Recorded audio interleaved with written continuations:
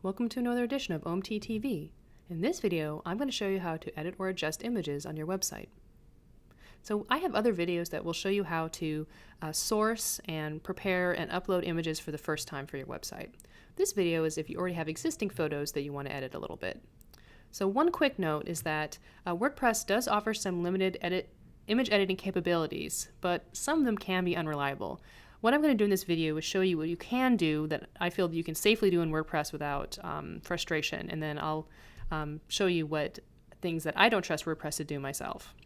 So first, let's talk about captions. Let's say we want to change this caption. Let's see how we will do that.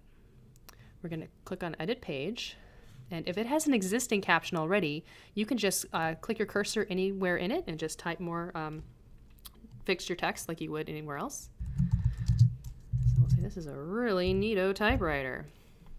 The other thing you can do, if it doesn't have a caption already, you can click on the image and you'll see this up here.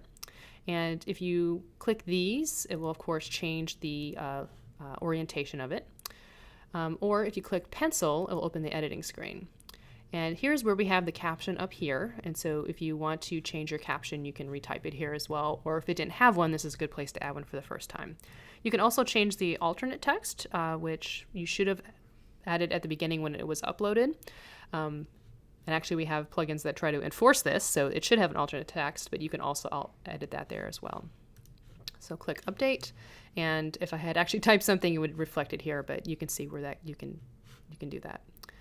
Something else that people often want to do with images on their site is change the size of them. Maybe you added it in here and it's a little too big, or you previewed it and you don't like the way the text is flowing here. And so there's two ways you can do that. The first one is if you click it, you will see some what we call handles here in the corner. And if you take it, you can drag it a little bit and adjust it. Two things to know about this. One is that you only can downsize because if you go the other way, you're going to get very blurry. And the other thing is that please don't put in a very giant picture and then squish it up really small. Because when you do that, it still looks small, but the browser's still really downloading the giant large photo in the background, which is going to be bad for performance and really make the website slow, particularly for people who are using their cell phones. So if you need to adjust within a couple little, a little bit here, using the handles is fine, but if you really need to take a large photo and make it a lot smaller, I would really ask that instead that you just remove it and then actually just add it again, and then change the size here. So that would be preferable than trying to use those handles for any major adjustments. The other thing you can do as well is you can click on it and then come up here and click on the pencil again, and you can change to one of the standard sizes, but you can also choose custom size.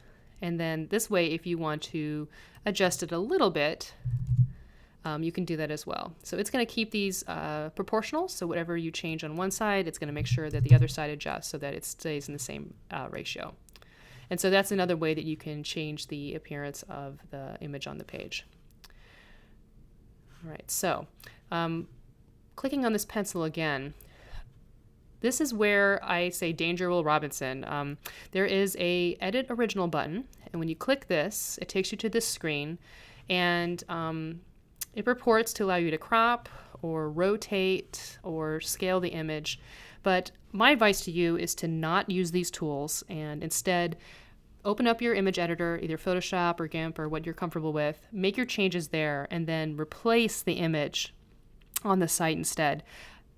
I wish I could tell you that these were reliable, but in my experience, they can be really frustrating, and you don't get. Sometimes you get really different results.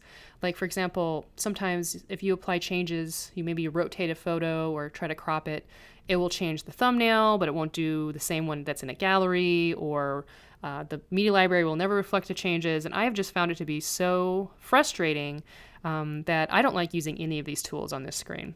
This is all stuff you can do in other editors and not have to bang your head on the desk when it doesn't work.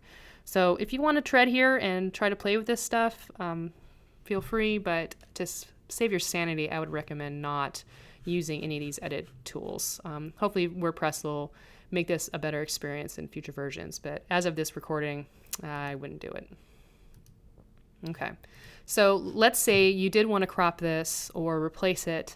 How would you go about doing that? So let's click on it and click edit again. So instead of editing it, let's do replace. And so over here on the right, there's an upload new file button, and you can click on that.